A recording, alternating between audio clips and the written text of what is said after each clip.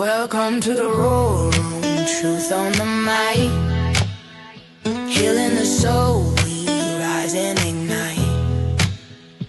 Mind, body, spirit aligned in the flame. Roar Room tribe, we roar in our name.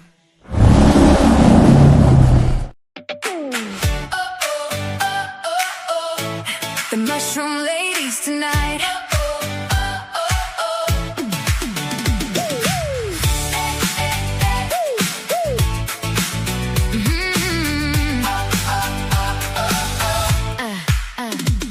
And their parents deserve something real, not another label with a hidden deal. We're tired of watching our best friends fade from chemicals and fillers the system made. They greet you with love every single day, never judge you, never walk away. So why feed poison wrapped in disguise when the truth's been hidden right before our eyes? We did the research, opened up the door, found natural healing at the forest floor. Now we're standing up, we won't stay quiet for every furry soul still trapped inside it. Tonight we welcome the mushroom ladies, bringing hope back to our babies. Coriolis rising strong and true, natural healing coming through. No more fillers, dyes or lies, no more watching spirit die. We're fighting for the ones who can't speak, giving our best friends what they need. You can purchase now, come join the quest. The sheepdogs pets, they deserve the best. Healthy treats made naturally at sheepdogspets.com for your family. For your family. Turkey tail support in every bite, helping the immune system stand and fight. Human grade food made with care, real whole love in every share. Antlers gathered naturally shed, strength for the bones from tail to head. No corn, no soy, no toxic games, just healthy lives instead of pain. Shelters crowded, hearts worn thin, too many stories that never should end, but a movement's growing strong and loud. Pet loving people standing proud. Tonight we welcome the mushroom ladies, healing hearts and furry babies. From the biscuits to the gravy bowls, bringing life back to their souls. No more tricks from the industry, we choose love over misery. We're a voice for the ones unseen, fighting for our family. You can purchase now, don't wait too long at sheepdogspets.com, where love stays strong. Natural support in every way, helping our best friends every day. They don't live forever, we know it's true. That's why every moment matters with you. Every wagging tail, every paw at the door makes us wanna fight even more. So raise your voice and join the call, protect the innocent one and all, because pets are family till the end. More than animals, they're our best friends. Tonight we welcome the mushroom ladies, standing tall for furry babies. A revolution built from love, guided by the stars above. Healthy treats and hearts restored, truth is stronger than before. Together we can change the way our furry best friends live each day. Sheepdogs rise and hear the call.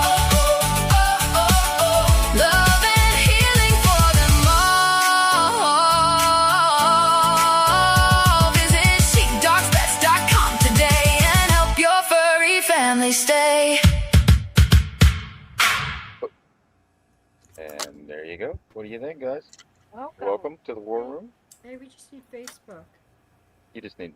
Yeah, I haven't done Facebook. All right. Getting tired of Facebook. Fake book. I know it's It's too much drama. Save it for your mama. I ain't got time for it. Right? So just got to keep it moving and keep it grooving. It is August 8th, 2026. I hope everybody had a great hump day. I'm not seeing that one. I don't know. On what, Rumble? Yeah. Should be live on Rumble and YouTube. Okay. Everybody's talking from, let's see, we got Let me Rumble. try it again. Let us know if we're live on the Rumble and YouTube. What did you say the date was? 85. Oh, okay. I thought you said it was the 8th. I was like, oh my gosh. Oh, man. You just gained 3 days, Kim. Yeah, right? Right. Congratulations. Welcome. Thank you, Kristen and Kim, for being with us tonight. Kristen, you went viral with your story alerting the women, and I just wanted to bring that to the show tonight. Let everybody Oh, know that yeah. your video is going viral Oh, yeah. on multiple different platforms.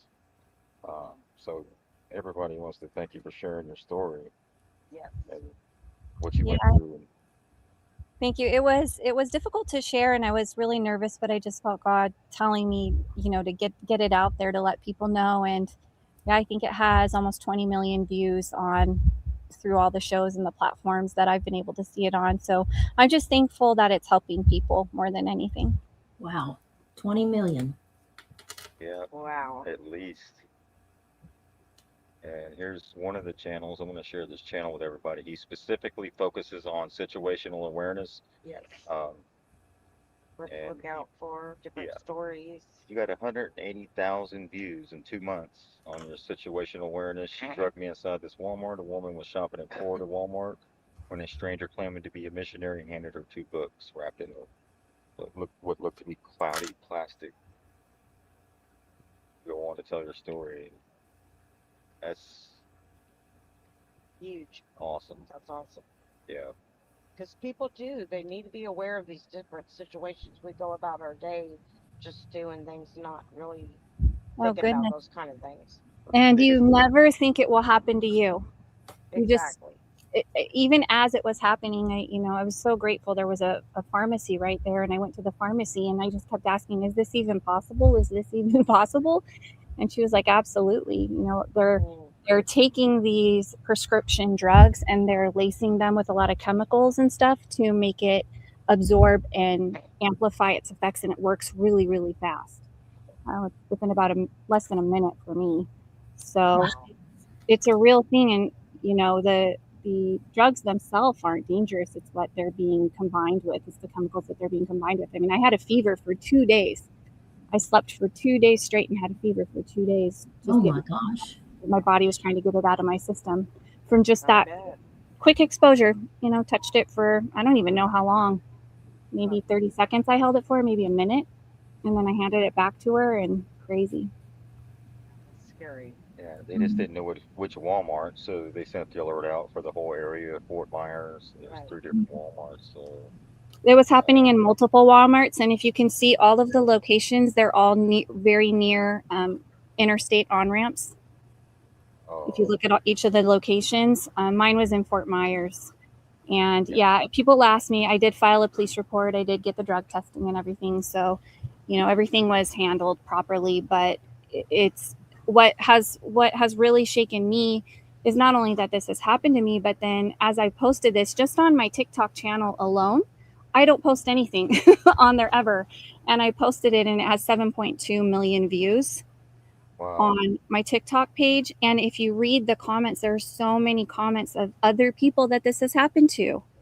And they all say the same things, like Walmarts and Home Depots that are very close to interstates. And that's where mine was. Mine was right off the interstate, maybe a 1 minute drive from there. Stories So that affect a lot of people. it's really important that people are aware of this, not only for themselves, but also that we're watching out for each other.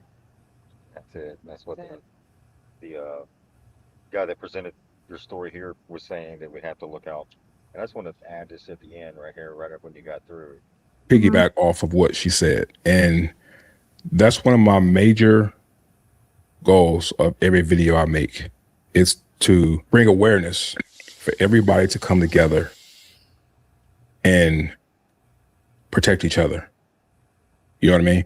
We live in a time now, it's like everybody wants to be all for themselves. And we see it so much, and it becomes normalized because you can see somebody need help over there, but you don't help them because you feel, well, that's their problem. Or you can see a kid over here struggling, but you don't help them because that's their problem. Or you can see somebody elderly over here, but you don't help them because that's their problem. This is the world that we have created, and to a point when you see somebody who needs help because they've been drugged for whatever reason, you don't want to help them because that's their problem. Right. And one thing that she's saying, that if we all stick together and help each other out, and especially men, because we are a lot stronger, right? That we are the backbone of this world. And if we help and if we see things happening and if we just step up, and help protect the women and children because they are the vulnerable ones. And I'm just not calling out man say that men are not vulnerable, because yes, men can be vulnerable too. Okay. But what I'm saying is, when you see a woman with a child, let's step in and give her a hand if she need a hand, or just step in and say, okay, well, I'm gonna be a watchman for her until she get to her car, because it is dark. It is a area that she's in that, she needs just an extra watch because I know the area isn't a good area. That's what I'm saying. I'm not saying go be Macho Man Randy Savage or go be Superman, and go and try to,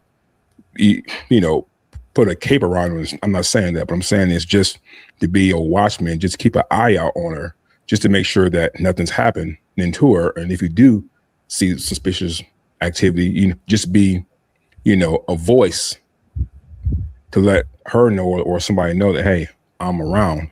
You know what I mean? Like, that's what I would do. And that's what I would expect for somebody to do if my wife and child was out there. You see what I'm saying? I'm just saying, as a man, that's what I would expect. And I would do the same to a woman. It don't matter if she's older. It don't matter if she's younger. It don't matter if she's a child. That's just my response as a protector, as a father, as a husband. That's my response to women. That's my due diligence to women. Okay. If I see you harmed, if I see you hurting, it's my due diligence to make sure that you're okay. I'm not saying that I'm going to come save you or put a cape around you, but what I'm saying to you is to make sure that you are okay, especially if you have children. Okay. But we do have to use discernment with that. We do got to use wisdom, not just go save everybody, because everybody is not to be saved. Okay. And you know what I'm talking about. So with that being said, she put out a powerful message. If we can stick together, if we can create a space the way everybody help each other, I do believe the world can be a better place. That's it. Amen. Amen. Mm-hmm. Absolutely. So, And Kristen, go ahead. and like he said, we know that predators, the number one deterrent is awareness, people that are alert and paying attention. And even if they are tracking someone and they see somebody else that's paying attention and alert, it will deter them from who their original target was. And so even just by paying attention and being alert, any predators in your area, it will deter them usually from acting on, what their goal is. And so that's really what it's all about. It's no more diffusion of responsibility. It's everybody looking out for each other and taking care of each other. And Kristen, I know you're strapped for time, and then we thank you for coming on tonight. And then also our pets. Right? Yes. Our pets is something we have to look out for as well, especially the food that we're feeding them, which could ultimately harm them over time if not looked into. But we want to thank you for coming on tonight, and I'm going to go ahead and turn it over to the ladies. Well, thank you.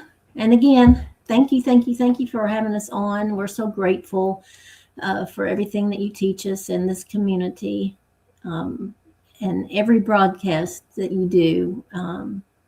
It's great information. I'm Nature Girl on Telegram. I also answer all of your questions. If you want to send us a question or what would be really fantastic is send us some testimonies. We'd love to hear those and to share those with everybody. Send them to the sheepdogs. Send them to sheepdogspets@gmail.com, not the sheepdogspets@gmail.com. And our goal is our pets' health. However, we need to stay healthy to care for our critters, whether it's a dog, a cat, a horse, a rabbit. They all depend on us. We are about health for our furry family members and their parents. We specialize in mushroom support. We also call it mushroom therapy. Our flagship mushroom product for the animals and the humans is Coriolis versicolor. With over 400 medical studies, it gives support to the immune system to aid in the most minor condition to the most catastrophic. This is not a cure. It's not a treatment. It does not heal anything. We are not giving medical or veterinary advice. The immune system gets the support it needs and then it goes to work. And today we're talking about traveling with pets. It's summertime. It's time to go see things and do things. We have a traveling with pets checklist that if Mr. Sheepdog wants to post it on the show, we are going to talk about it today. And for everybody else, it is in the Telegram chat if you want to print it and hang it in your lunchroom or the coffee shop bulletin board or any place that anybody can see it. The Sheepdog's website is on there and anybody can order anything they want to from that. And we would so appreciate it. So it's time to hit the road. It wouldn't be the same if we didn't take our entire family, including our fur babies. How many of you travel with a dog or a cat or a bird? Whether you're in an RV or a car or traveling by air, the most important thing when traveling with your pet is to keep them safe, healthy, happy, and comfortable. And as always, you need to confine your pet in a vehicle. Wearing a seatbelt helps to keep you protected from going through the windshield or being ejected, and our pets deserve the same protection. Diana was telling me once about a accident she heard. Somebody was carrying or had a little lap pillow with their little pup on the pillow on the lap in an RV, and the RV was hit by a car that ran a red light. The pup was slammed into the mama's face by the airbag. And unfortunately, the pet died. And the mama had multiple facial fractures. Can't even imagine. So securing your pet in either a crate or using a seatbelt or a seat restraint will ensure that the pup stays in the vehicle during an accident. Also, having a crate, even a folding crate, is a good item to have in the event of an evacuation. Most shelters will not allow an animal without some sort of confinement. Another family was traveling and hit black ice one evening, rolling their vehicle.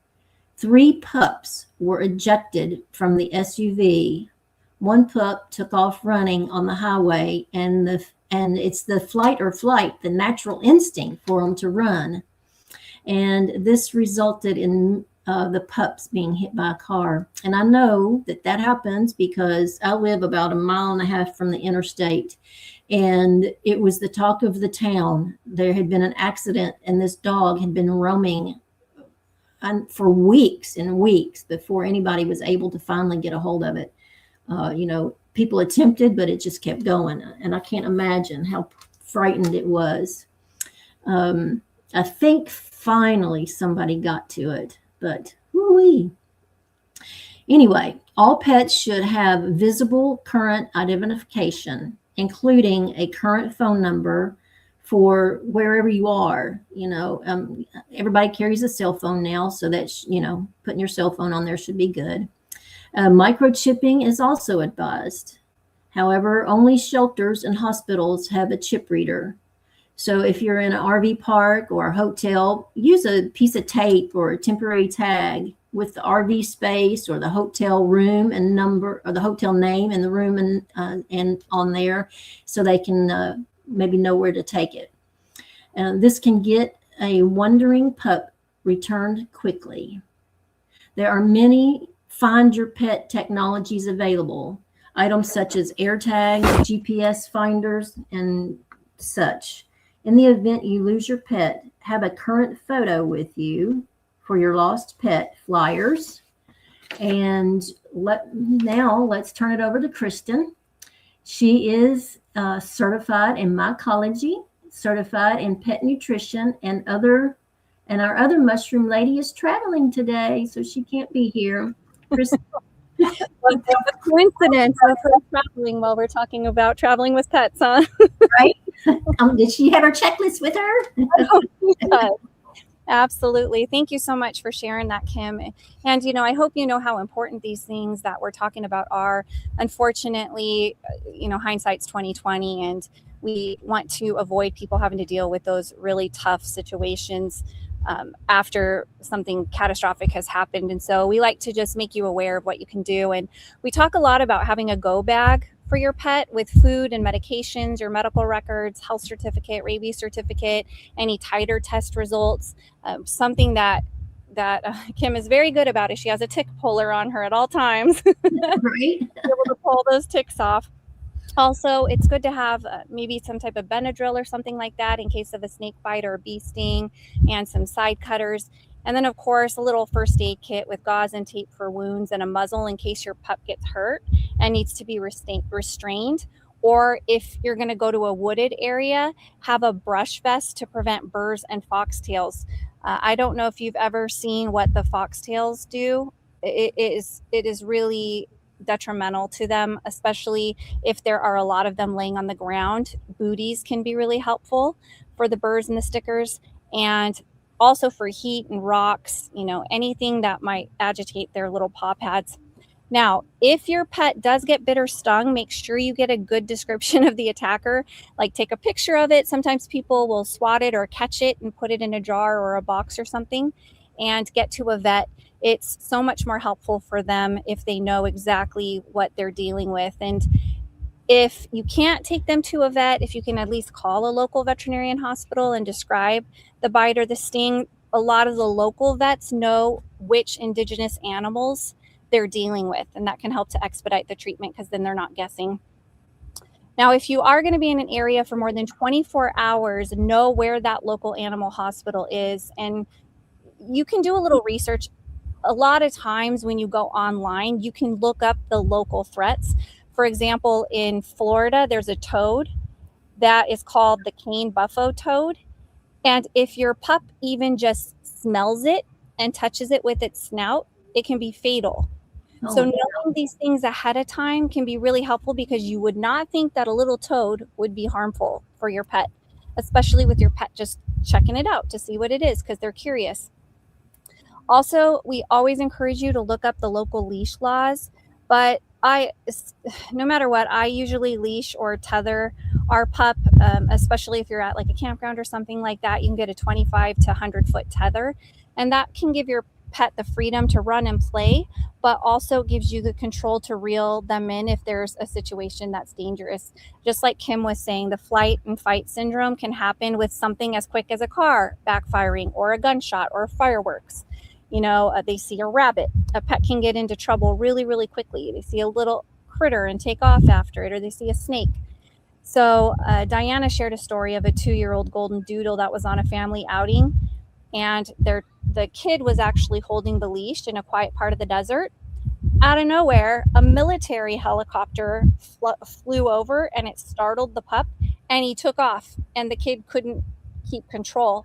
Had that pup been tethered, they could have been able to reel him back to safety. He wouldn't have gotten very far. So tethering is always a good option.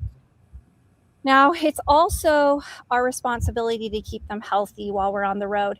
And that's why we talk so much about the immune system, because when you're traveling like that, when there's a lot of stimulation, a lot going on, changes in environment, changes in food and water, it can really affect the immune system and it can take a hit. And that's why we talk about having the Coriolis versicolor mushroom on you to keep their immune system intact as they're going through stressful times or any changes like that when you're traveling. Something also to be aware of: food and water when you're traveling. Our pets are not like us. Most of the time, they're eating the same meals, drinking the same water all day, every day for their whole life. So if you take them on a trip and you change their food or their water source, it can really impact their digestive system. And it's hard enough just as humans when you travel, but imagine being a pet who has no idea where they're going or why they're going there, and now they have new food, new water. It's really challenging on their tummies. And so I always recommend starting the pet on a bottled water with you that you know you can get while you're traveling around, or you can even just bring fresh water from home. Also, we recommend our dehydrated foods. We have the Sequoia freeze-dried food is really great to travel with. It's lightweight, it's very shelf stable, and 1 pound of the freeze-dried food makes 5 pounds of food, so it lasts a lot longer when you're rehydrating it. But if you do decide to completely switch them to a food like our freeze-dried food, you want to make sure that you take a period to transition them. We do have a transition guide on the website, sheepdogspets.com. When you click on the food products, at the very bottom of the description, you'll see a transition guide. We recommend transitioning them over a 10-day period, again, so it doesn't startle their digestive system and shock it. And again, when you are rehydrating the food, if you do use freeze-dried food, use the water that your pet is used to, so it doesn't change their chemistry. Also, there are a lot of reports of an increase of ticks out in the wild. We're seeing this more and more. We do talk about it a lot as we go on podcasts like this. And so constantly be examining your pets for unusual bites or things like ticks. We recommend natural sprays for fleas and ticks and chiggers and mosquito repellents. We talk about Wondercide a lot, or just any spray that's using natural ingredients. The challenge with those sprays is that you do have to apply them more often. So if you are using a natural repellent, then every hour, every 2 hours, make sure you're spraying that on them.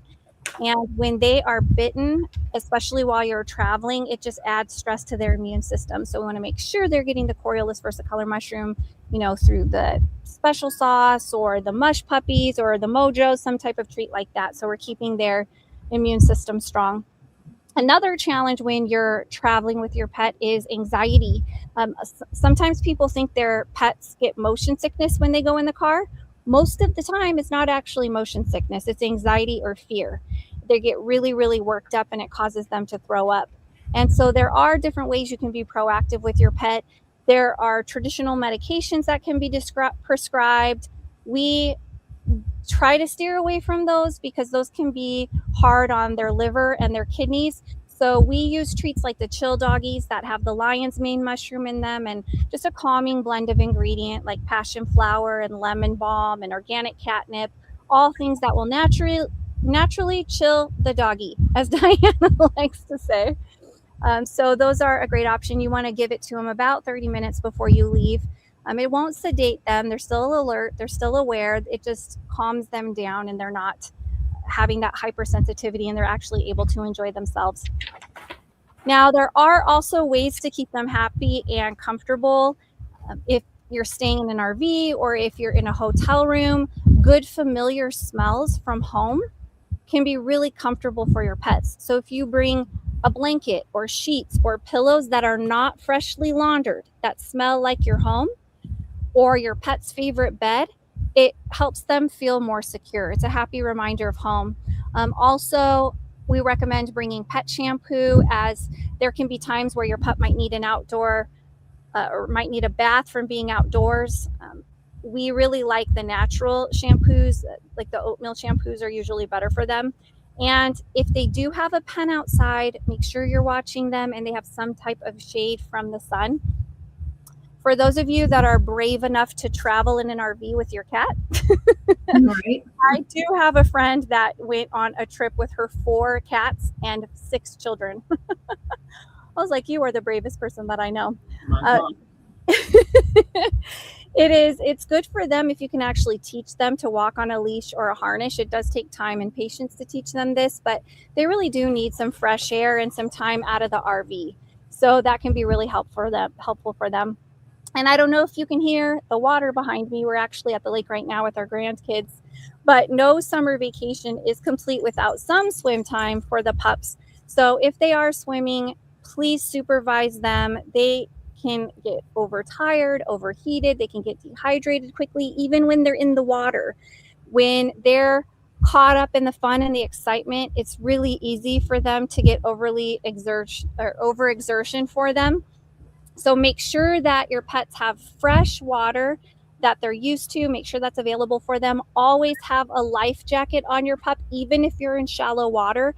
If they get a leg cramp, or even if they're in a river or in the ocean and just an undertow or a quick current, that can be disastrous for them. And then I also suggest that if you are in a lake or a river or a creek or the ocean, have a long tether attached to the life jacket. It can be detrimental for them if they do get caught up in a current. Even if they are in a life jacket, it's challenging to get out to them. If you are swimming in pools, make sure your pup knows how to exit. Never leave a pup near a pool alone. And also, chlorine can be harmful if it's left on their coats. So after they've been swimming, it's always good to rinse them really well with fresh water. And same with the ocean water. It's a lot of fun, and they have such a great time running and playing in the waves, but they can get a lot of salts and just different things that can be harsh on their skin. So you want to rinse them after that. Also, I recommend dog booties to protect their paws from coral or sharp items, urchins, something that you might see, shells that are exposed in the water. And if they do get anything like that, we do have our pet balm that you can put on it that can help it heal more quickly. So it is a lot of fun. Again, we talked about knowing the local threats and paying attention to that with the wildlife. The same goes with lakes or rivers or streams or the ocean. If there's an area that you're going to where you know you'll be swimming, please check online the wildlife sites to see if there's any bacteria or algae bloom, or if the parasites are high. You can check local travel blogs. You can check local veterinarian hospitals before you let your pup into those areas. And if it's a place where there's a lot of fishing, be aware, because fish hooks can get caught in their mouth or their feet. So just be aware of that. Have something with you to help you remove that. And always, whenever you're out with your pet, carry poop bags, pick up your poop. Even if you're in a large wooded area that's really natural, your pet's poop can be detrimental to and even toxic to the indigenous animals and plants. That's something that a lot of people don't think of. So we want to be good stewards of our environment and make sure that we're cleaning up after ourselves and keeping the environment safe for all of the local animals and wildlife. And it's so much fun when you're traveling with your pets. I hope this has been helpful for you. There's just a lot of stuff that we don't think about. So I hope this has been helpful for you. Know the local laws, check the ordinances, check with the local wildlife authorities, local veterinarian hospitals to know what to expect. So that way, when you're out there with your pets, they're being safe and we're being responsible. And like Diana always says, we're on a mission. We're not just offering products. We're truly building a movement. It's a movement that's rooted in ancient wisdom, but it's supported by modern science. And it's really inspired by the bond we share with our pets. We know that God has given them to us, and they are so much more than companions for so many people. They're our family. And we are disrupting the pet industry. We're disrupting a lot of industries that have been harmful for ourselves and our pets. And so we have some really great options for you to help your fur babies and yourself. You can go to sheepdogpets.com and just know that when you do shop with small companies like us that have a big mission, you're taking money that has been misdirected through the big box stores and big pharma and the online resellers of the pet industry, and you're putting it back into the pockets of the people who are serving you, that genuinely care about you and wanting to help you. So also, if you know anybody that's traveling with their pets, please share the link for today's show with any fellow animal lovers. Like Diana said, we also have an affiliate program that can bring additional income to anybody that wants to become an advocate with us and help us advocate for the health of pets and for people. So thank you so much to all of the advocates that are working with us so far. We're so grateful for you being a voice for those that don't have one and helping us change the way that pets and people are being treated. We always offer free consultations for pets and their parents. So please email us at sheepdogspets@gmail.com if you have any questions regarding what we've gone over, or just in general regarding your pets or their health. We always answer them as quickly as we can. Kim and Diana are incredibly resourceful, and knowledgeable and really, really happy to help you out. So we just want to be a resource for this community. We're so grateful for the sheepdogs. And Nadine, thank you so much for everything that you do. The Roar Room really is making a big difference, and it's making an impact in a positive way. So thank you always for allowing us to come on and share our hearts and hopefully help as many people and pets as we can. We appreciate you. Absolutely. Thank Yes, we do. Yes, thank you for being here tonight. Yeah. I want to thank everybody, past, present, and future, that purchased from us. We really, really greatly appreciate it. We know times are hard, but they're going to get better, better days ahead.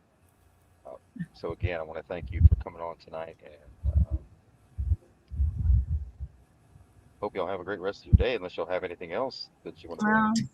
Our pleasure. Thank you so much. God bless you all, and can't wait to see you all again soon next time we come on. Yes. Thanks so much. Thank you. Thank you. Thank you. Okay, I wanted to address something first. The last video we showed, is it Monday? With the mass arrest, all that stuff, right? But that started weighing on me, and I started thinking, that sounds really crazy. That sounds like with no due process. There we have a constitution, right? We have a due process. We have checks and balances for a reason. So something like the Holocaust type stuff doesn't happen Again, right. again, right? So we don't want mass arrests. We don't need to do that. That's not how you solve problems. And not every person is the bad guy. And what happened during COVID, we cannot pin on one person. That that is a that was something that came out of the blue. No one knew what it was. People were in fear. People did what the government told them. The states forgot their power. We forgot our power. And therefore, you cannot blame it on one person, one man, or one institution. It was all of us that didn't respond correctly. So to do something like that is absolutely insane.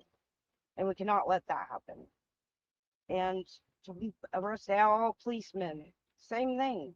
You can't think that every cop is a bad cop. They're do a lot of things that aren't right. But if they adhere by the Constitution, right, and we keep them in check to make sure they do, then we can make this veer in a direction that doesn't need to be dystopian, right? So I wanted to go over first the data centers, because the data centers, there's a lot of confusion on that. And I started thinking about it, and I thought, there has to be a reason why they were there. And they have a lot of pros and they have a lot of cons.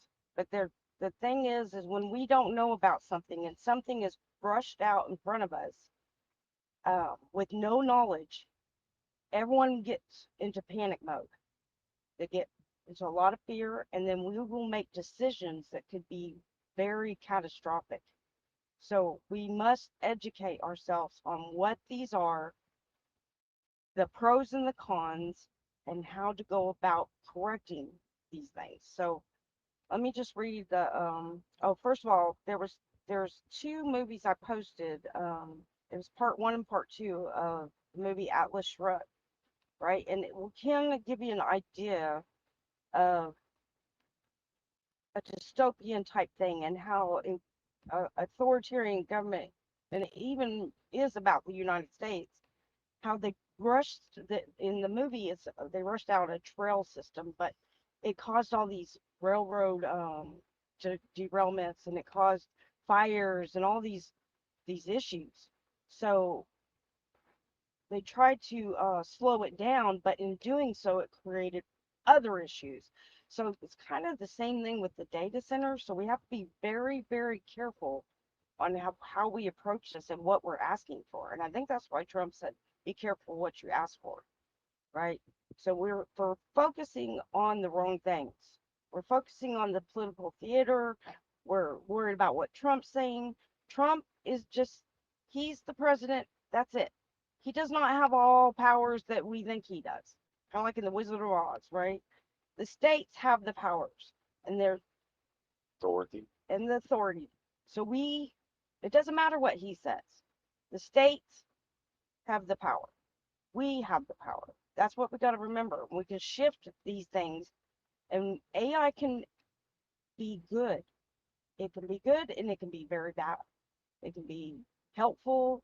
It could help us prosper. It could also be catastrophic. So we got to be very, very careful. And this is the problem we have is uninformed people. And the companies that rolled this out did not inform the people.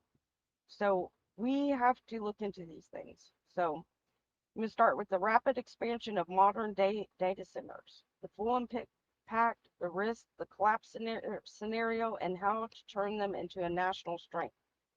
Why the build out accelerated. The construction surge happened because compute demand exploded beyond what existing infrastructure could support. AI training, cloud platform, logistic networks, emergency services, and government systems all needed exponentially more processing power. Older facilities couldn't handle the electrical load, cooling requirements, or GPU density required from modern AI. This created a global race. So it's a race with other countries too. I'm going to tell you why it's important that we do have it. So whoever controls the most compute controls the future of digital infrastructure. What data centers actually do, AI processing, running and training large-scale models that power automation, analytics, and intelligent systems. Cloud hosting, supporting apps, banking system, logistics, networks, and government platforms. Enterprise computing, replace in-house servers for businesses. Scientific computing, weather prediction, medical simulations, energy modeling, internet backbone, routing, content delivery, and global network operations. They are the factories of the digital world. Benefits they bring economic and infrastructure, significant tax revenue for counties, construction and technical jobs. Operators fund grids upgrades, substations, and fiber networks. Regions become more attractive for tech investments. Technological AI capability expands across industries. Cloud reliability improves for hospital supply chains and public services. Research accelerates due to high performance computing. Negative and trade-offs. So the negative aspects of it is environmental. High electricity consumption strains local grids. Water usage for cooling stresses aquifers. Hardware turnovers creates e-waste. Community land conversion from rural agriculture to industrial. Noise and heat output from large cooling systems. Economic benefits can be uneven depending on the region. So, how do we correct and use the data centers to our benefit? Okay, number one, grid modernization. Require operators to fund new transmission lines and substations, on-site battery storage, demand response systems to stabilize grid. Two, renewable energy integration. Push for on-site solar and wind. Long-term renewable power agreements. Waste heat recovery systems. Three, water efficient cooling.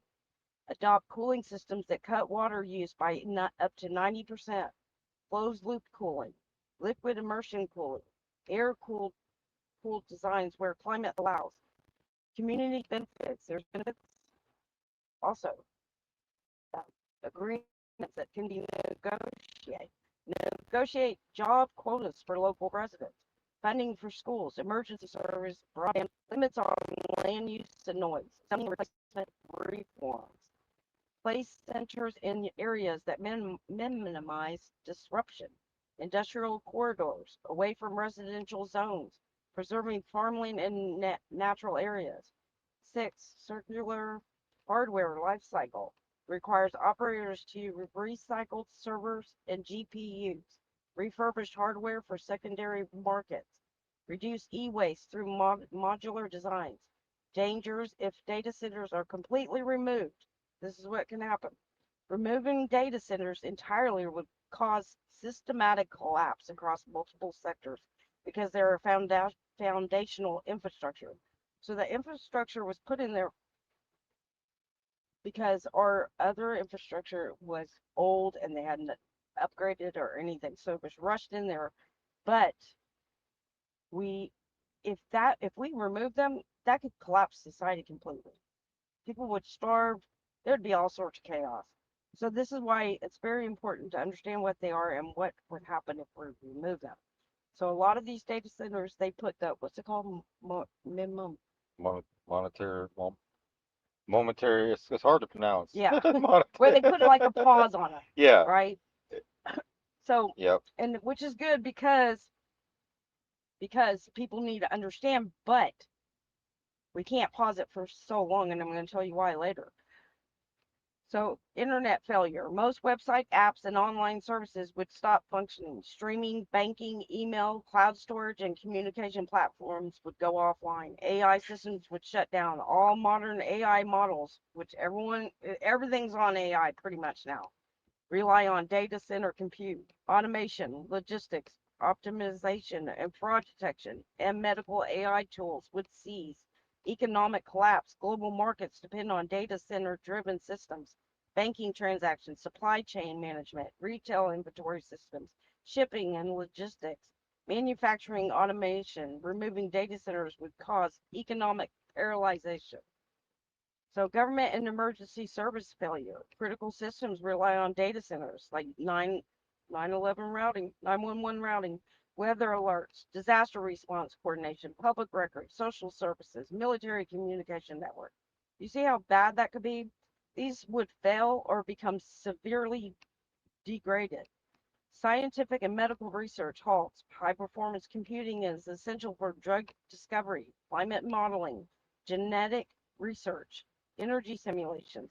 Without data centers, research progress would slow dramatically. Geopolitical vulnerability. This is the part that matters most for national security. If the U.S. eliminated its data center infrastructure while other nations keep or expanded theirs, several real-world outcomes become possible. The U.S. would lose leadership in AI, cyber defense, and digital innovation. Foreign nations with strong compute capacity could outpace the U.S. in military technology, intelligence analysis, and economic forecasting. The U.S. would become dependent on a foreign digital infrastructure. Y'all hear that? You hear that? If we became destabilized, we would be dependent on another foreign country, which China is already almost there. So, do we want to be under the control of China? They wouldn't have to invade, they would make us run to them for help, right? For some kind of infrastructure. And we can't let that happen. So rival nations could gain leverage by controlling critical digital services or cloud platforms. Loss of domestic compute capacity would weaken national resilience during crises. This isn't speculation, it's a direct consequence of losing the infrastructure that powers the modern national strength. The positive outcomes, if data centers were kept but controlled with smart regulation and engineering, data centers could become strategic assets instead of risk. National strength, the U.S. maintains leadership in AI, cybersecurity, and digital innovation. Domestic compute capacity, support military readiness and intelligence. Critical infrastructure remains under U.S. control. That's the most important part, right? We want to maintain control of our own infrastructure. Economic stability. Digital services remain reliable. Supply chains stay functional. Businesses continue operating without disruption. So the benefits in the community would be local tax revenue increase, infrastructure upgrades, improve reliability for residents, job creation expands in construction, tech, and maintenance, environmental protection, renewable energy integration reduces emission, water efficient cooling protects aquifers, circular hardware systems reduce e-waste, long-term resilience, modernized grids become more stable. Domestic compute capacity prevents foreign dependence. Communities gain economic and technical advantages.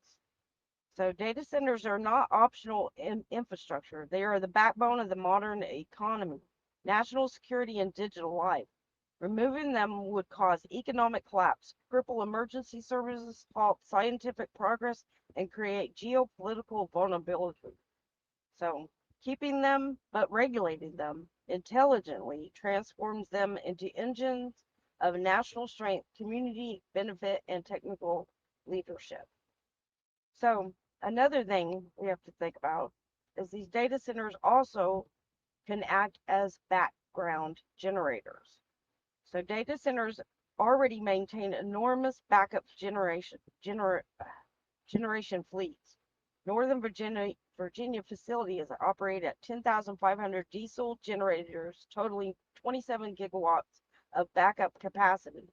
AI racks draw 30 to 80% kilowatts per rack, pushing total facility loads into 100 to 200 milliwatts range. During heat emergencies, running these generators could offset their own load, reduce strain on ERCOT, prevent rolling outages, and provide disturbance resilience.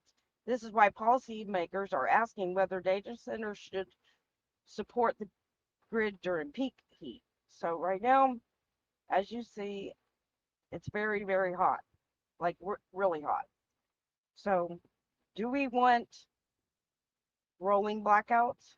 We want brown blackouts. These things could be used for generators as well to prevent that. So this is the thing. We have to get this under control, and it's going to take all of us to educate ourselves on these things and implement them in our communities. Go to your boards or whatever it is, and get these things under control so we don't have to go through these things, because the Democrats, they are already talking about getting rid of them, right? I don't even know if these people know what they're doing, and that's the problem. So, and then Thomas Massey wants something with the flock, but I'll get into the flock also. So this can go one or two. This can go in different ways depending on how we want to do this, and we've got to educate, because if we don't, we're going to get, some states might get blackouts if they remove those generators. They could go into economic collapse. We don't want that, right? Because we have got to think of all the different people, the elderly, the children, people with health issues. I mean, it could be catastrophic. So we got to be very, very careful. So another thing with the flock cameras, right? So the purpose, benefits, and risk. Um, Collapse scenarios, community self-policing, and pass forward. Why flock cameras were implemented in the first place. Flock safety systems were deployed because vehicle-based crime increased faster than traditional policing could keep up with. Modern crime often involves fast movement, stolen vehicles, and cross-jurisdiction travel. Human observation alone cannot track this effectively. Key drivers behind the implementation. This is why they said they wanted it. Rapid rise in vehicle-related crimes such as theft, burglary, catalytic converter theft, and hit and runs. They need it for real-time alerts when stolen or wanted vehicles entered in the neighborhood. Understaffed police departments needed automatic assistance because they're they're going down. A lot of the cops are being charged or for mishandling different things and not doing their job and not going by the Constitution. So there's understaffed in police. So demand for objective timestamp evidence that isn't based on memory or eyewitness error. Community pressure for faster case resolution and deterrence. Flock cameras were marketed as a modern tool to support public safety without increasing personnel. So what benefits can come from them was real-time vehicle identification, alerts when stolen or wanted vehicles enter an area, Faster case resolution. Automatic license plate recognition shortens investigation time. Objective digital evidence. Timestamp footage reduces reliance on eyewitness memory. Crime deterrence. Criminals avoid areas known to have ALPR systems. Interagency cooperation. Data can be shared across jurisdictions to track suspects. Reduce officer workload. Automatic alerts replace hours of manual searching. When used responsibly, flock systems can make a community safer and investigations more efficient. But the disadvantage is privacy and civil liberties. This is where we have an issue right now, right? Because they already put it out without our permission, no vote, no acknowledgement. All of a sudden, you start popping up everywhere, and that's what they should not have done. So, mass surveillance concerns continuous tracking of vehicles can feel intrusive. Potential misuse. Data could be accessed improperly or used for non-criminal purposes. False positives. Misread plates can lead to wrongful stops or investigations. Community trust. Fear over policing residents may feel watched and targeted. Lack of transparency. Under unclear data retention, policies create distrust. Technical limitations. Weather and lighting issues. Cameras can misread plates in poor conditions. Dependence on a private company, because these are run by private companies. If the company fails, the data access and maintenance suffer. Dangers of keeping them without proper controls. Over surveillance, unchecked monitoring can create a society where movement is constantly tracked. Data misuse. Weak policies allow data to be used for non-criminal investigations or personal targeting, which we've seen in the news, right? So, erosion of civil liberties. Long-term, poorly regulated surveillance can weaken privacy rights. Automation dependency over reliance on technology increases wrongful stops and reduces human judgment. Corporate control of public safety. If a private company controls critical policing infrastructure, communities lose autonomy. Dangers of removing them entirely. Removing flock system outright create real world vulnerabilities. Reduce crime detections. Vehicle-based crime becomes harder to track and solve. Slower emergency response. Police lose real-time alerts for dangerous vehicles entering an area. Higher workload for officers. Manual investigation replaces automatic alerts. Slowing case resolution. Loss of deterrence. Criminals may target areas known to have no surveillance. Weaken interagency coordination. Tracking suspects across jurisdiction becomes slower and less reliable.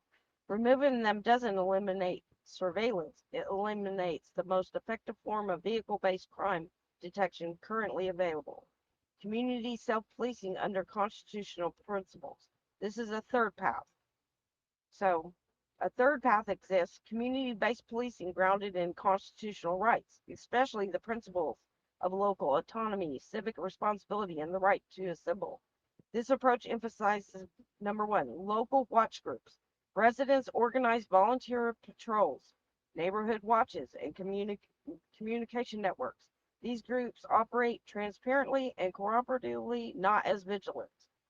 Two, mutual accountabilities. Communities rely on shared responsibility, reporting suspicious activity and supporting victims.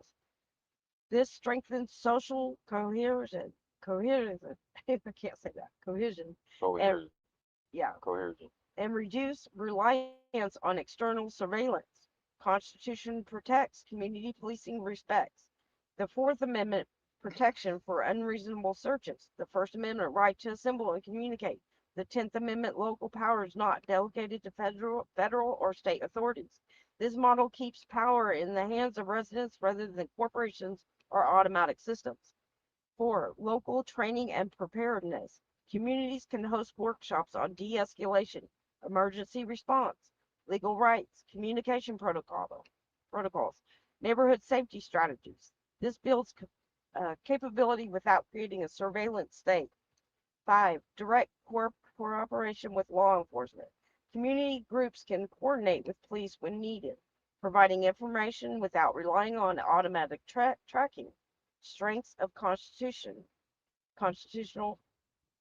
is community policing. maximum privacy, strong community bonds, local control, no corporate surveillance, high transparency for residents decide what is acceptable. The weaknesses is requires high participation, slower response to fast moving crime, limited ability to track vehicles across jurisdiction, more manual work for residents and officers, not effective against organized or mobile crime groups. Community policing can work, but it demands commitment, organization, and clear boundaries. So, how the people should proceed. Number one, you can keep the flock cameras but regulate them. This is the most balanced and realistic approach. Communities can require strict data retention limits, 30 to 60 days, clear access rules only for criminal investigations, public transparency reports, independent audits, community oversight boards, limits on expansion, ban on non criminal tracking. Or path two, remove them entirely. This prioritizes privacy but sacrifices efficiency and deterrence. Communities would need to increase police staffing, expand patrol coverage, invest in alternative technologies, accept slower case resolutions, accept higher risk of vehicle based crime. Path three is community self policing under constitutional principles. This emphasizes local autonomy and privacy. Communities would need to build organized neighborhood watch systems, create communication networks, train residents in safety protocols, cooperate with police when necessary, accept slower detection of vehicle based crimes. So there's pros and cons to all this. And this is what each community needs to discuss. If you're in a large area, maybe the flux, if regulated, could be good. If you're in a small community, maybe you want to do the constitutional one. I don't know, but these are options. These are things you really got to think about, um, because there could be bad things and there could be good things. So I think we all need to start getting our heads together, get with your community, start discussing these things, these options, and you'll need to figure it out and quickly before we don't want AI, the police state, to get out of control because we're sitting here arguing over politicians and stupid stuff and making fun of each other, the left and the right, that was like Democrats. children. It's we have limited time to control this, and these are the major issues we need to work on now. I'll give a hand to Miss Sheepdog.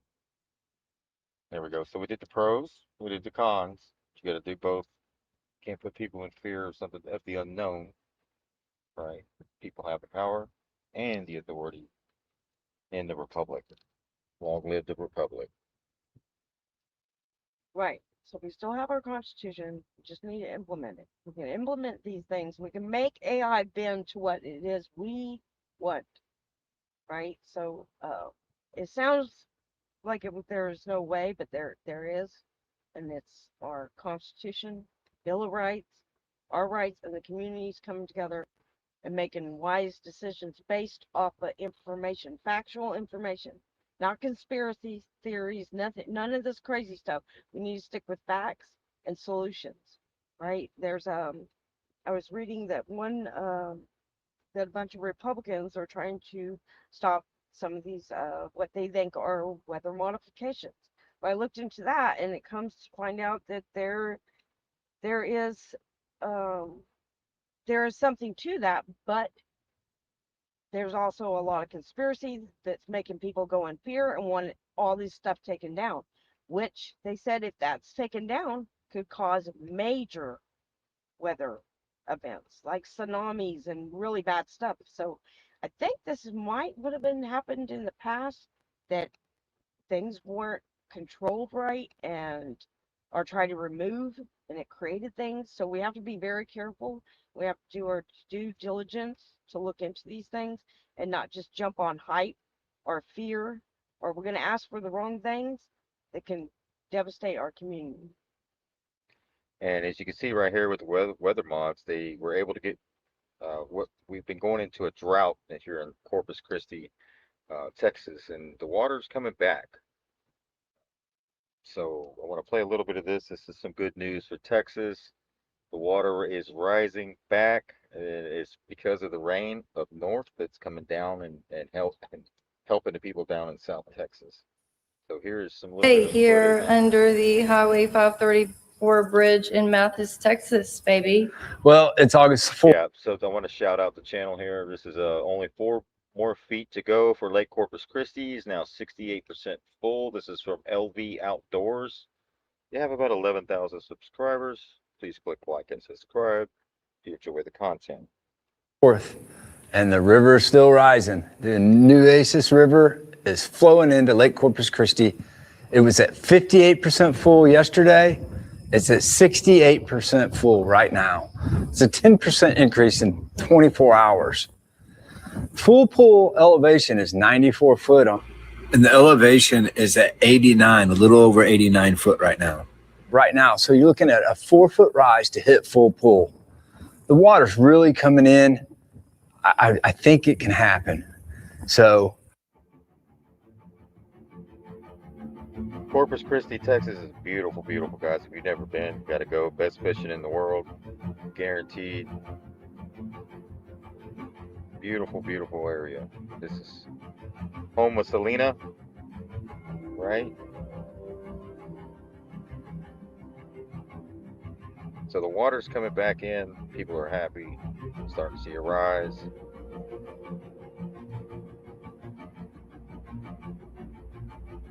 Coming back into the marshes. The wildlife's enjoying it. This is from a drone footage, of course, of the local area. I used to live in Corpus, worked in Corpus, fished in Corpus.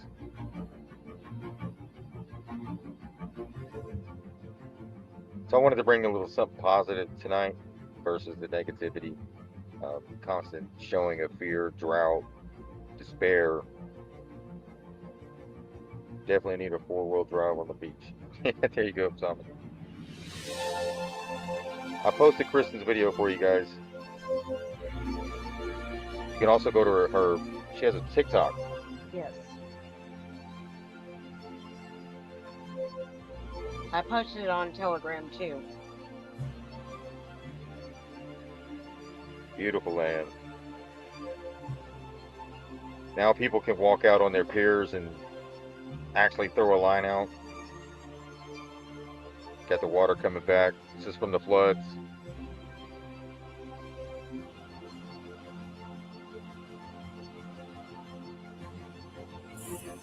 what a blessing for the community, the wildlife, and the fish. For Lake Corpus Christi to be filling up with the Nueces River from a flood that happened 22 days ago, and it's finally hit the lake. So a flood with no rain. So what are your thoughts regarding our updates continuing from this particular location in the future here moving forward? Okay, this is going to be our last report from Highway 34. Looks like we're getting a 10% rise in the lake daily. So we're going on to our next adventure. We're going to go to the Lake Pinellas State Park. Okay, that sounds like some fun. It's going to be. It's got a cool river to swim in. Really? We're going to do a state park review? Yes, for Texas Road Trips Adventures. Yeah, a little tour. Okay. Yeah. And what's in your hand? Okay, this is the DJI Air 3. That's what I've been filming the drone footage with. Excellent drone for video and photography. The newer model is the DJI Air 3S. And if you're looking at getting into the drones. Yeah, I used to have one. It lasted about a month. And then I tried to fly around a building and I lost signal. And then it just so happened to be an oil company. So my drone hit the building and then the cop came out. So I was pissed off and yada, yada, yada. Yeah, I lost the drone that day. And I haven't got one since, but it was really scary to see the technology that you could be able to fly over someone's house 400 or 500 feet in air and them not even know you're there. That was scary to me personally. Right. I was like, oh my God, I'm invading people's privacy. I'm flying over their houses, looking in their backyard, looking all over at the park. I flew it from a park. So now they make it to where I think it keeps it from hitting obstacles and stuff like that. So Great video footage and pictures as well. If you want to, if you're interested in that kind of thing, easy to operate. I believe you just hook it up to your phone. I don't know what these newer models do today, but I think they have a separate controller maybe. I know when I got mine, I had to hook it up to my phone, cell phone. Uh, so there you go. Good news. Water coming back into Texas, Corpus Christi. If you haven't been to Corpus Christi and you love fishing, I would recommend that being your spot to go to here in Texas, especially South Texas, best fishing spots I've ever seen. And I'm surrounded by lakes here in Texas, Louisiana, and there's some really good now. Other than Louisiana, that's some damn good fishing in Louisiana. But so there we go with that. We have also some videos of people talking about the flock cameras. I'm going to play this. This is from a veteran. Like Miss Sheepdog said, it logs everybody. It doesn't mean you committed the crime or anything like that. But they can misuse it. They can misuse it. That's why we need to regulate these things if we're even going to use them. And they have been misusing them. A lot of police officers have been using them to track their loved ones, their lovers, wives, and there's a lot of really crazy shit going on at the police departments where they're logging in, using the system for not for investigative purposes, but to track and trace their loved ones and people that their exes, and it's a lot of crazy stuff like that. But they're being dealt with. Yeah, it can be used for bad. It can be used for good, right? So this is the options that we have to really consider, right, in your community if you want them, and if you don't want them, then how? Because of the shortage in officers, and there's going to be more because these people are getting in trouble for doing these things. Then how are you going to deal with your community, right? So you're gonna have to think of those three options, right, and really start to get together and start thinking, putting your heads together, come out what you want in your community, because every community is going to be different. So this story here is out of South Carolina, Queen City. We had a law enforcement officer looking up the flock camera, trying to find out who the undercover officers were, and then alerting the drug target. So we got a lot of corruption inside law enforcement, and this system right here is catching them. What they're going to do, according to some of the sheriffs that I've heard, they're going to add another to keep trying to add another step in it to keep this from happening. What they're going to do is add the officer will now have to have a case number in some of these. All right, so they're going to have to put a case number in order to get through. Normally, they just say when they go in, they log in, they say general. This is a robbery for investigative or intel or et cetera, et cetera. It gives you a list of different a list of different reasons why you're doing it.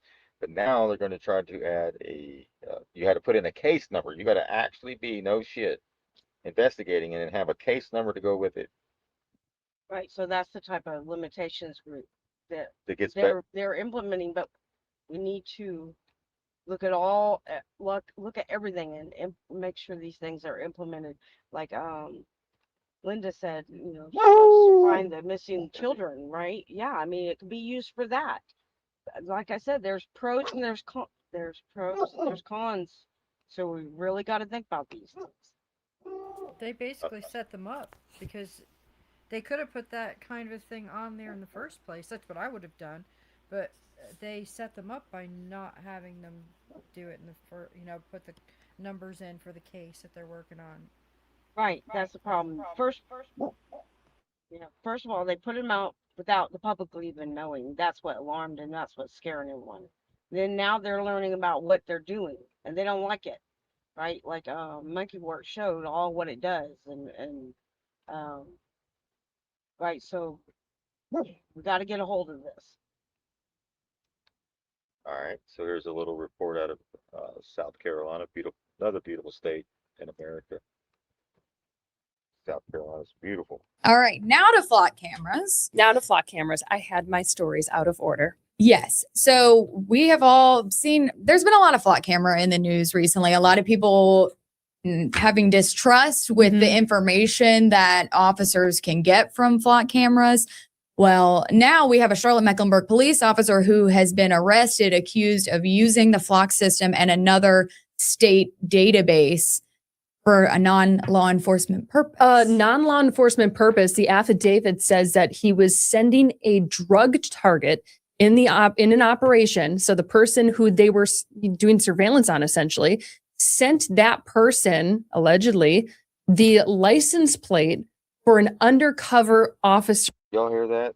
Yeah. You put that officer in jeopardy. Yes. Man could have been killed that day. With that, go ahead. Oh, I was just going to say also, there was another one, I should have sent it to you, but they were talking about how people can hack. A guy showed how he can hack into those Allegedly. SWAT Right. cameras. He showed it, and it could be used by nefarious players, maybe stalking somebody, right? If they could hack into it. So that's why these restraints and implementations need to be put on this. Also, same thing with the AI infrastructure. Like I went over Monday, we have also foreign countries that hack in. They can put out information. They can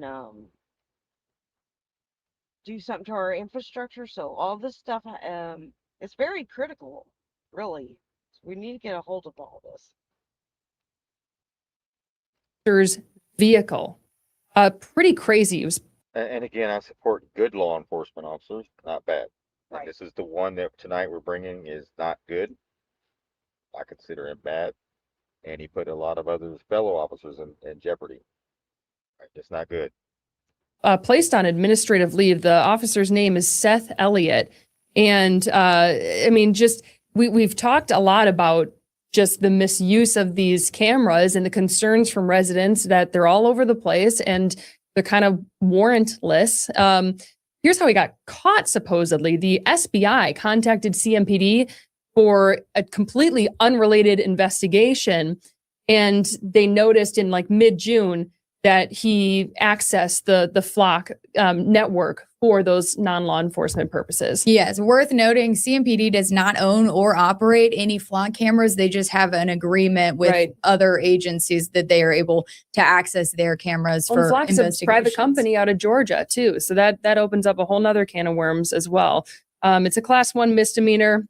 CMPD Chief Estella Patterson just said misusing the law enforcement technology or accessing confidential information for non-law enforcement purposes is a betrayal of the public's trust. That was her statement in part.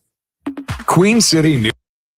So there you go with that story. Here's another one right here where they're going to implement some checks and balances within their system to keep police officers from doing that. They're going to, so we had a Mooresville police officer charged for misusing license plate reader to track boyfriend's ex-wife. I don't know what's going on with these people. It's like a new toy and they're playing with it. Right? But they're using it for nefarious reasons because of their jealousy and whatever it is with their relationships. And it's really scary. Like, how long has this been going on now? You know? Right. How long have police officers been tracing their wives and ex-wives and ex-husbands and ex-boyfriends or anyone they don't like. Anyone they don't like, et cetera, et cetera. We've got officials with Mooresville Police Department giving. But I want y'all to hear from the horse's mouth, the sheriff right here, what he's going to do to try to put an end to this.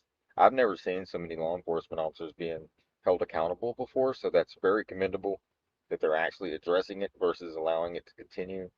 And they're logging in, they're investigating and making sure that everyone using the system is using it for the correct purposes. I've never seen anything like this, so. Here we go. An update on an officer who is facing some charges and has been arrested. Let's listen in.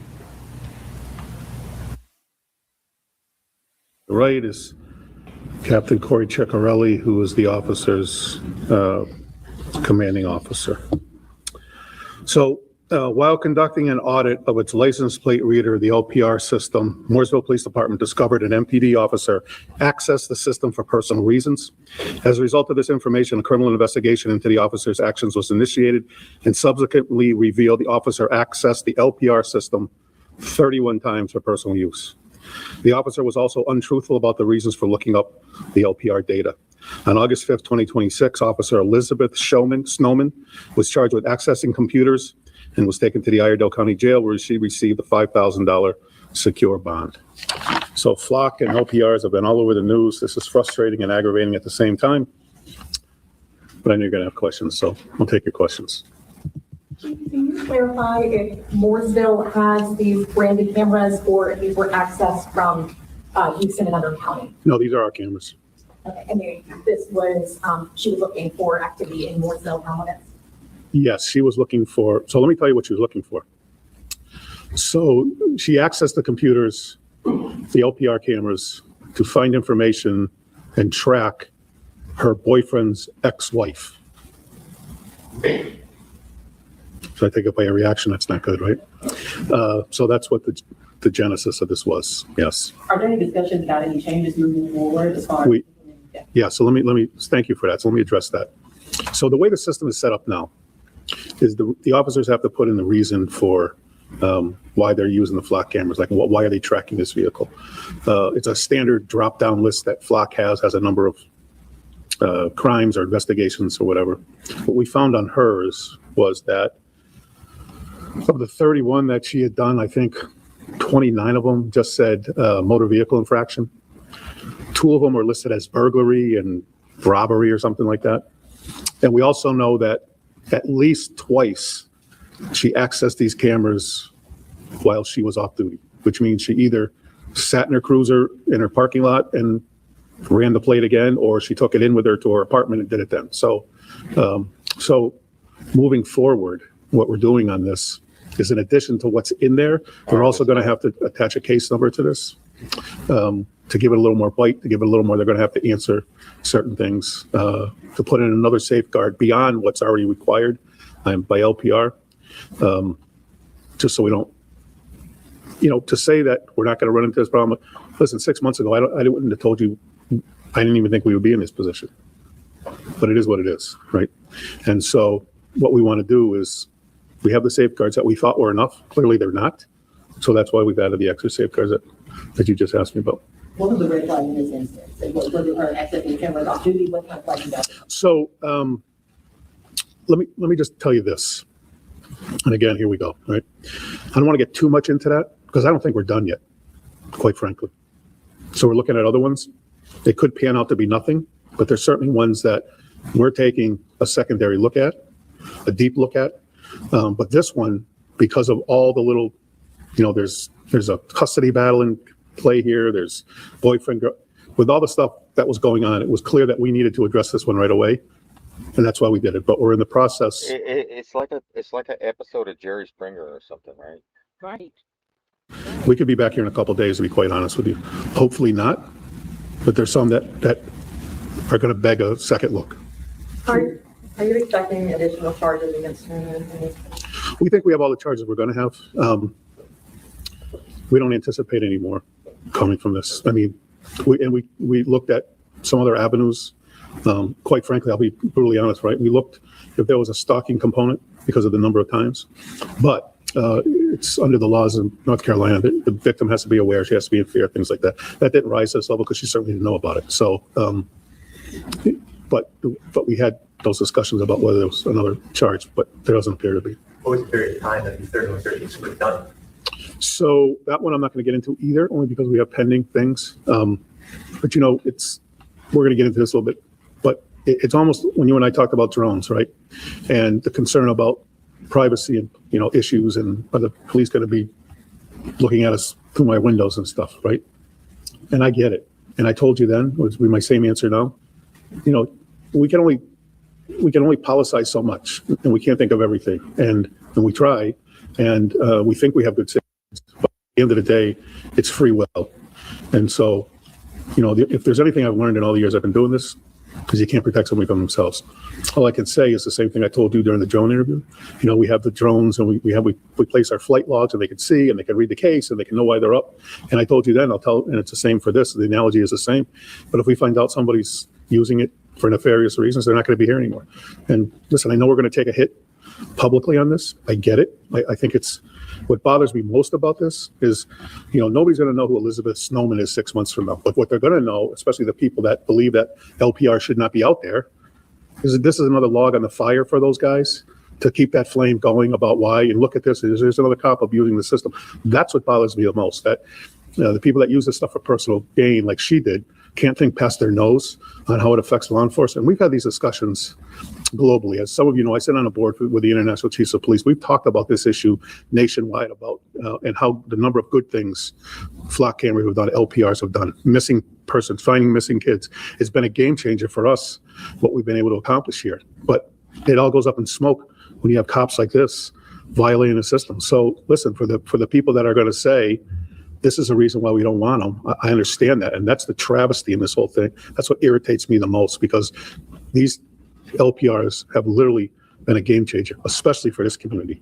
And it's just very, very frustrating. It's very, very frustrating for the officers on the street because there's always that constant, are we going to lose? Because it's in the news every day now, right? About whether or not they're going to take these LPRs away. And this just adds to You it. said we could be back here, like, say, in a day or so, because there are other cases. Are they involving other members of the police department? Yes. Yeah, thanks, because that was my reaction. So you see, they're cracking down. They got more cases coming for the public to see. So Yes. this isn't going to be the last thing out of Mooresville, because of Tennessee. This case, and then there are other investigations going on like this. Given what you just said, some people really seem to hate these things. Sure. Would there ever be like a tipping point where you would say, maybe the negatives outweigh the positives? Yeah, I get it, right? And I appreciate the question. I think I would ask it too if I was standing over there. What I can tell you is that the good that these systems do, my own personal, and you can say I'm biased, but I've seen what these systems do when used correctly. I've seen the lives that they saved. I've seen the bad people that we've gotten that have come through this town that shouldn't be here, that were here for only to, do whatever they're going to do and get out of here as quickly as you can. We solved an armed robbery that was being done across North Carolina a couple of years ago. These guys were robbing pharmacies, masked. They're going all over the state. Nobody had caught them yet. And they would take the plate off the car while they were doing these robberies, and a couple of people got shot in the eastern part of the state. But when they came down here, they made a mistake. Right before they get back on the highway, they put the plate back on the car, and we were able to track them through that. So, I mean, the benefits, I believe, outweigh the issues here. And it's an interesting dynamic, right? Because the privacy issue is, you don't have an expectation of privacy in the public, right? And people don't have an expectation of privacy in plates that really aren't owned by them or owned by the state anyway. But the question becomes, what's being done with that data? So that's the rub here, right? It's not so much, they talk about the privacy issue, but listen, there's cameras everywhere. You drive by Ring doorbell cameras every day of your life, right? They're picking up those images. The problem becomes, what do you do with, what happens with the data that's collected? Or in this case, what are cops doing that shouldn't be cops in the first place doing with this stuff? And I get it. And I don't have a good solution other than, we try to do the right things. And when people don't, we take care of it. But it's a concerning, I think it's an issue that's going to keep going for a long time. Courts are going to weigh in on it.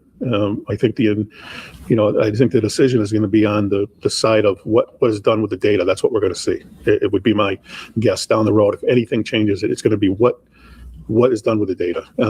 All right, you hear it from the horse's mouth, right? Right. So I wanted to bring that, also the veterans side of it as well tonight. Okay, got pros and cons. Got to keep it balanced. What in the flying flock is going on here? If you don't know, probably seen it up here. I'll leave a link to the .com. It's called haveibeenflocked.com. And then it pulls it up to a website. Type in your whoever's. And, well, let's get into this. Definitely pay attention to the dates, the reasons, all this stuff. This is my old tag from my van. It was called Solo Yak. And you can see all the reasons, the dates, all this. And it stems back to 2024, and here we are in 2026. And you can see all the agencies that have been looking me up, and whatever reasons they decided they wanted to do whatever. This is not okay. This is not okay by any stretch of the imagination. So to give you a little background on this channel, he's a veteran that exercises his right to carry firearms in public when he from and Florida. he would have in the fishing license, it allows you to carry a weapon to and from when you're going fishing in Florida, and law enforcement there did not like it. However, he was doing everything by the book, and so they started open investigations and whatnot, and it's caused a lot of ruckus in Florida. A lot of reactions from the public, calling 911, him being surrounded by 20 different law enforcement officers. But he walked away every time, free to go, as long as he was doing everything by the book, according to his fishing license, which again allowed him in Florida to carry a firearm as long as he's going fishing. He would do that. And if you agree with me, leave your comment down below. But you thought we were about done? Oh no, it's about to get a lot worse here in just a second. So just wait 1 second. We're almost done. Here's the last entry right here. And now I want you to pay attention to this. Now I want to read this because I have to get rid of it. It says these results are not evidence of any wrongdoing and do not mean the vehicle's owner or even the occupants were even involved in or suspected of any crime. So there is no warrant requirement. As of December 2025, Flock no longer generally requires agencies to enter a specific reason for each search. If a reason is available, it is included with the result. So you heard that one sheriff, he's talking about they need to put in a case number. They can't just go in there and just type in investigation, intel, yada, yada, yada. And get everybody. Right. So he's really ruffled the feathers of a lot of law enforcement there. They don't like people that exercise their constitutional rights. And that's another issue that we got to deal with. And people's constitutional rights need to be respected in each state. Yes. Each law enforcement officer takes a sworn oath to defend and support the Constitution against all enemies, foreign and domestic, and supposed to be protecting the rights of the citizens, serving and protecting. Not disservice and surveillance. Right. Of whoever they deem to be an enemy A suspect. or suspect. Right. I want you to pay attention to this first entry right here. Notice that? So this is from the Armed Fisherman channel. Okay. You can go check him out on YouTube, Armed Fisherman. He's a military vet. Salute, thank him for his service. Notice that? Now they're tracking my wife's car. Not just mine, my wife's. She's not an activist. You know, she has her Facebook, whatever, but she's not an activist. But for some god-awful reason, you can see all these entries, and I'm not going to talk about the place I can't talk, or the thing I can't talk about, but you can see them here right now in 4K.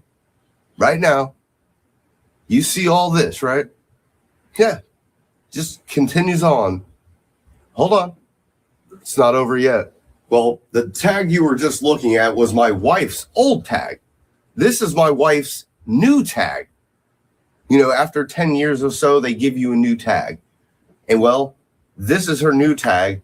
And now that she has this new tag, guess what? Here we are. Here we are. They're still accessing it, saying investigation, investigation, investigation. The hits keep on coming. They just keep on coming. Why? What did my wife do? This is wrong in so many different ways that, you know, this is why flock cameras need to go away. You think they're not tracking you? Here's the prime example of how I know that they're tracking my wife over me. They're more worried about my wife. This is friggin' crazy. You know, look at all this stuff. Pause if you need to. I can only show you. And if you want to, go to haveibeenflocked.com and you can figure out how. Yeah, go in there, haveibeenflocked.com, you enter your plate number and it pulls it all up. He has what, 200-300 how many results, because you can see up there 411. 411. That's crazy. Damn. He's not trafficking kids. This is a military vet. Hasn't committed the crime. And they're following his wife. His wife. They're following his wife. Yeah, that's her second plate. So that happened just recently, like the 411. Right. So that's against your Fourth Amendment, Fifth Amendment, all of it. Have y'all noticed that Trump never speaks about the Constitution? No. Have y'all noticed that? Not once. He literally has to refer to his lawyers to figure out what to do. That's what I've noticed. He's never even spoken about it, or he's never even like said we're going to protect anything. He just never ever talks about the Constitution. Right. So I don't think we have very intelligent people running this country, and I think that's why they unleashed AI with no restraints, right? So that's our responsibility to put these restraints on it, right? All of us, including the police, everybody. Like we all have to work together. We're gonna have to put it put it in check, right? Because this could turn out really bad, or it can turn out really good. And if they're talking about saving children, which is, why isn't that being reported? Right. Yeah, yeah. How come that's not being reported? Why come the public is still being not told about these rescues at all? If they're talking about, they're saying, well, we can find missing children. Well, how come you're not reporting the missing children you're finding? Right, and you can't believe all the stuff on social media. Like I said, there's a lot of foreign influence that puts out fake information. So what I recommend you do is use AI for your benefit. Use ChatGPT or Copilot. I like Copilot. It customizes to me. The more you work with it, the more it knows, and you just learn how to ask it the right questions. But it can help you fight back this stuff. It can help you in all sorts of ways, really positive, and you can get stuff done a lot quicker. So use it to your advantage. Yeah. Yeah. Yay! George Orwell said it best in his book, 1984. This was coming, and it's been coming, you know? And every chance the government has a chance to friggin' spy on us, you know, this is a prime example of it. I don't know what else to tell you. And this guy goes out, he's an activist in Florida, and he tries to educate the public. And he gets a lot of pushback from the public. Got a lot of bootlickers that don't like people like him, right? They call 911 and stuff like that on when somebody's exercising their rights because they don't know, they're uneducated, right? And that's caused a lot of harm in our communities from a lot of uneducated, uninformed Americans that don't that call 911 and want to see the boot come down on another American's neck when they're exercising the constitutional rights. So your fear does, my rights do not end where your fear begins. Okay? Educate yourselves and everything will be a much better place. But just to let you know, the thing I can't talk about. Now go ahead, babe. We'll go ahead. I want to talk about it. But if you have it in your heart and you can help, it's not for me. It's for. As you can see on the wall behind him, and he's been made a lot of newspapers locally in Florida. See him with his child. He's got his weapon and he's fishing. It's all legal, all lawful, constitutional, and even his fishing license. Yeah, go ahead, Miss Doug. Yeah, the reason why he said when he was fishing, he got robbed, and that's why he started doing that, right? So we're not where we can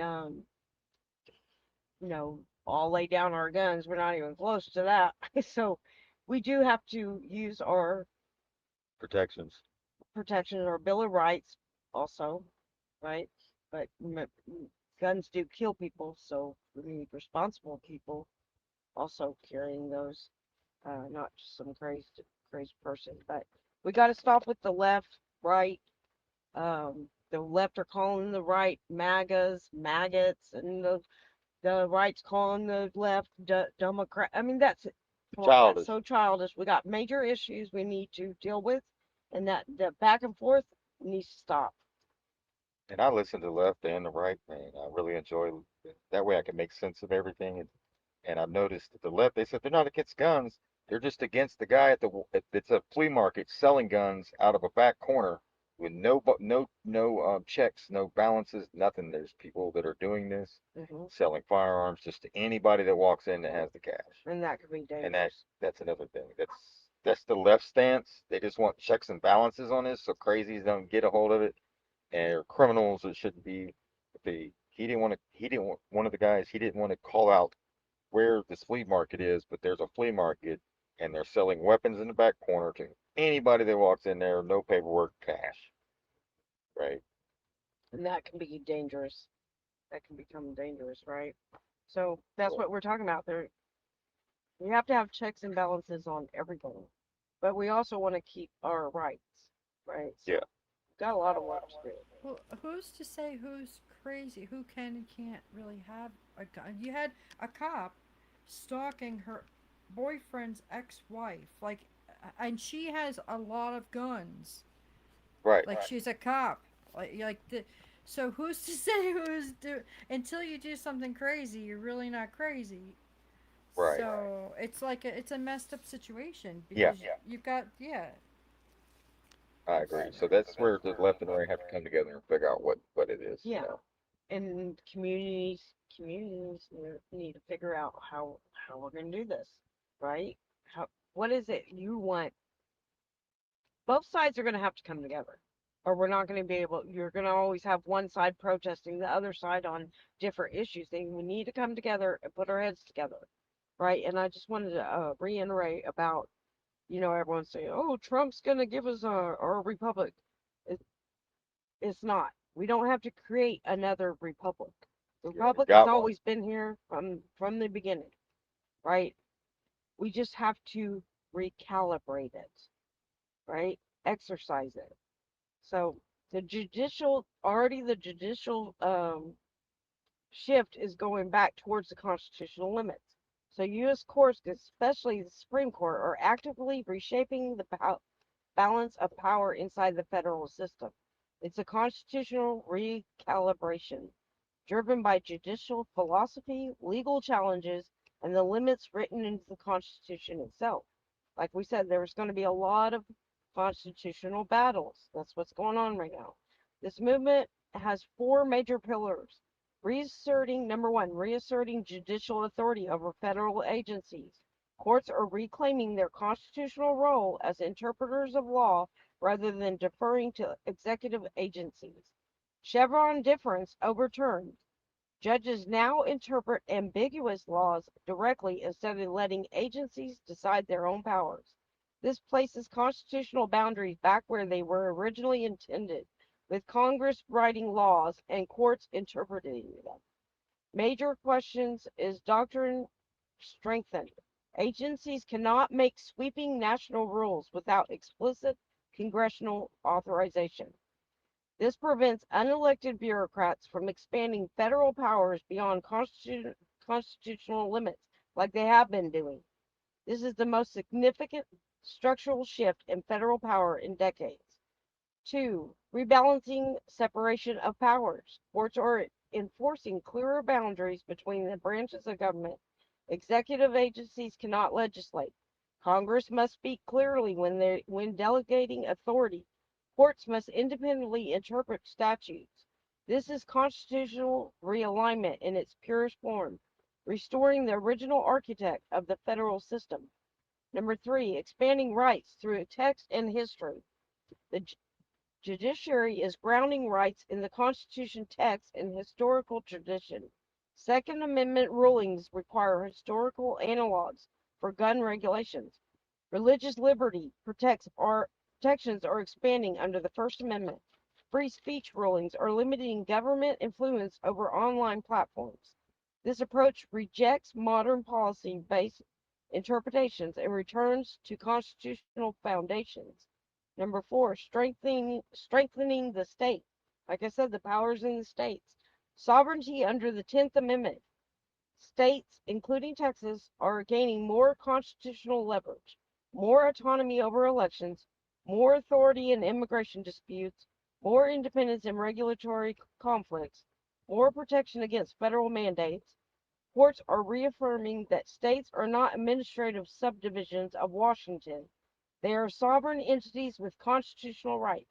Like I said, we were given all the power to the federal. States are sovereign, right? They each have their own constitution. So what this means for the country, this judicial movement is not about restoring a different form of government. It is tightening the system back towards its original constitutional limits, meaning less federal agency power, more congressional responsibility, more judicial oversight, more state autonomy, more individual rights. Grounded in text and history, it is a constitutional correction, not a constitutional replacement. There we go. All right. Educate, educate, educate. Right, like I said, study your state constitution, right?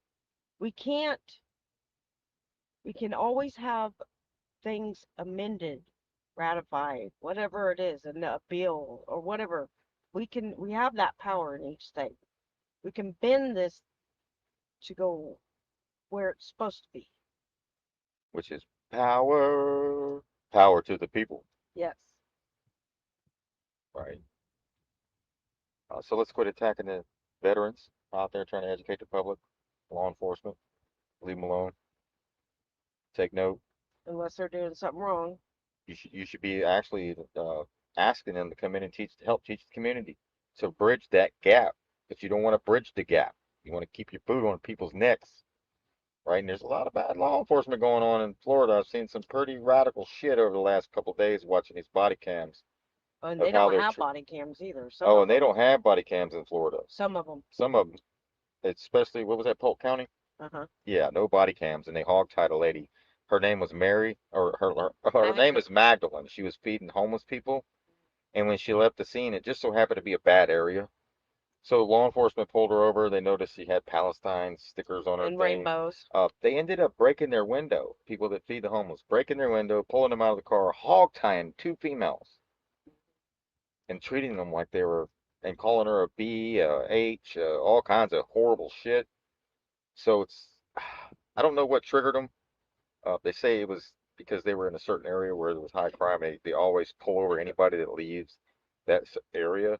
But the way they treated these ladies, they didn't deserve that here in America.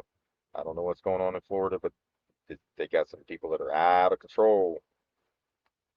Right, like 6X66 said, perhaps we'll have a second Declaration of Independence.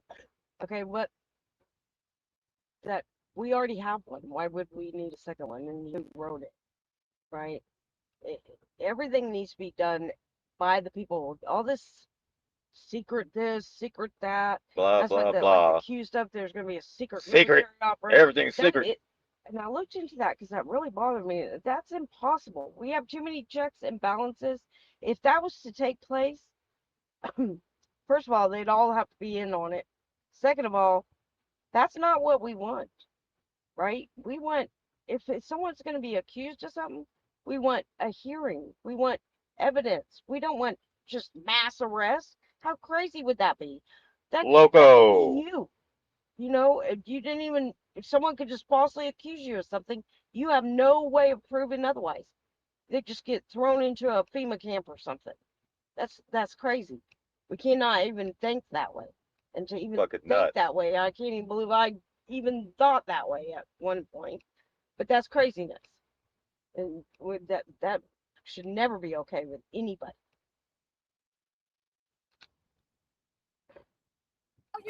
I'm not. I just want to know what's happening. God, oh my gosh. Why? Sorry, what is the problem? Get out. Why? Get out of there. Can you please explain why? Well, you shouldn't have. I'm not. I just want to know what's happening. Get out. Okay. And that's me getting out myself. These are females. Get out. Okay. This is terrorism.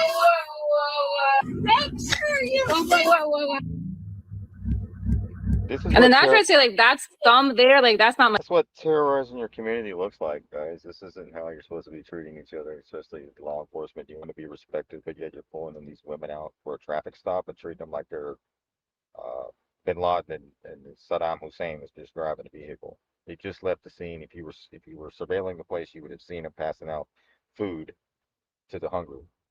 This lady's name is Magdalene, right? Like Mary Magdalene. What if this is Mary Magdalene and she's out feeding the homeless?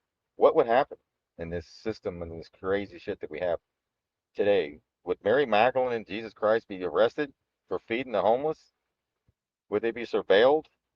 And this is this Christ-like? Is this we say this is a Christian country, but yet it does sure the hell doesn't look like it because if Jesus Christ showed up right now, he'd be surveilled and then even targeted for feeding the homeless in a bad area. And I don't think that's what we're supposed to be doing. No, and that also comes from irresponsible messages from officials like we German, right? Oh yeah, Stephen Miller. Stephen Miller, saying that these people are terrorists. You're calling other citizens terrorists, and who determines what a terrorist is, right? Talking about the Constitution could be considered terrorizing. I mean, you don't know what their definition or anybody's definition could be. It could be something you're doing, and you would be labeled that. We got to stop with this terrorism stuff. This just because you don't understand something and you fear it, you're going to put people in harm, just like the Muslim or the Israel or the Jews or the whatever, the left, the right, the whatever. You put people in harm because of your fears. Understand it. Understand what you don't understand and be responsible. And so they tackle me to the ground. And so it's like they're on my legs, they're on my back, they're on my neck. I had a cervical contusion on my neck from because they pull you back, but then they push your head forward. And I start at the grass that we were in, I'm allergic to. So I start breaking out into hives, like breaking out to like a rash everywhere. I'm like in t-shirts and shorts. They keep like not telling me like what, like why they grabbed me, like why am I on the ground? Why are you touching me? They won't answer. They're just like, shut up, bitch, shut up, whore. We They need were to saying tell that? you because you're a fucking bitch. Yeah. They were saying that. Yes. As soon as Wow. the camera turned off, they pulled me So what kind of animals we got out there doing this shit? up. And so I just thought, damn, this is so stupid. Like, why did they knock me to the ground just to make me stand up again? Like, you could have just left me standing. I would have. Like, what? Okay. So they're like kind of like surrounding. They're kind of like pushing me towards the squad car, and the whole time I'm like, can you just give me a reason? Can you just explain? And they're like, no, bitch. Like, we don't need to tell bitches nothing. And then one of them says, yeah, like, shut up, bitch. Because we were born here. We don't need to give you a reason because we were born here. And then I was like, what the fuck? I was also born here. Wow. And they're like, that doesn't matter. Like, shut up. And so that we don't have to tell you. And this point I had like my hands are cuffed behind my back. Mm-hmm. And I'm like, my knee is skinned and bleeding. My knee is sprained, my shoulder is sprained, both my wrists are sprained. There's like grass. I'm like covered in grass all in my hair. All right. But I want to play advocate here, right? Since there was no body cams, now they might have had dash cams, right? Now she could exaggerate too. Yeah. That could cause issues with, and I think this is the problem. She could exaggerate, or it could be true. I don't know. But I think every cop should have to wear a body cam because this could cause issues both ways. Right? I'm not really believing everything she was saying because that's not how you would react. Like replaying it in your mind, something that traumatic. Right. That's what I'm saying. Bullshit. I'm calling bullshit on her. I really am. That's what I was thinking while I was watching it. But what if it was true then, and everyone thinks that? So this way, you got to keep an open mind. Well, regardless, there was no crime committed. Nadine. Yeah, So exactly. regardless of her story, she was in a traffic stop. Does someone in a traffic stop deserve to be pulled out of their car and hogtied? You know, No, or, no, not at all. But you know yeah, what? On top of it, you don't lie to That's make right. right. the situation worse. Yeah, So exactly. you can't correct something by freaking lying, because then now I'm seeing you just lie the whole time. Right. So, but then you have to draw that fine line. What if it wasn't? And no one will believe you. See? So I think Body the cam. solution is if you're working for Give me the that body public cam. in that capacity, dealing with people Transparency. that and they need to all have body cams, so that way everything is recorded. On the up Nothing and is up. misconstrued or lied about or whatever. Oh, and they need 360 body cams. There you go. And that's all we got for tonight. Hope you enjoyed the show.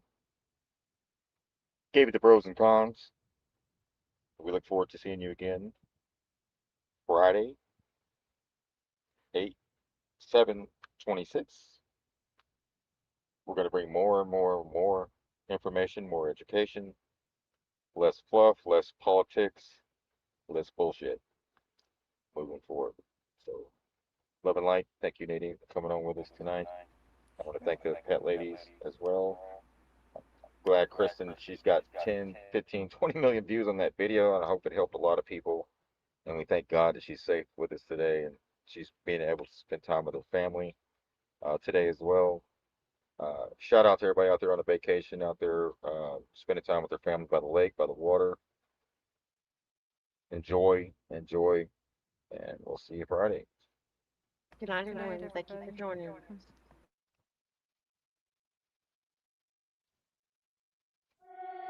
Yeah.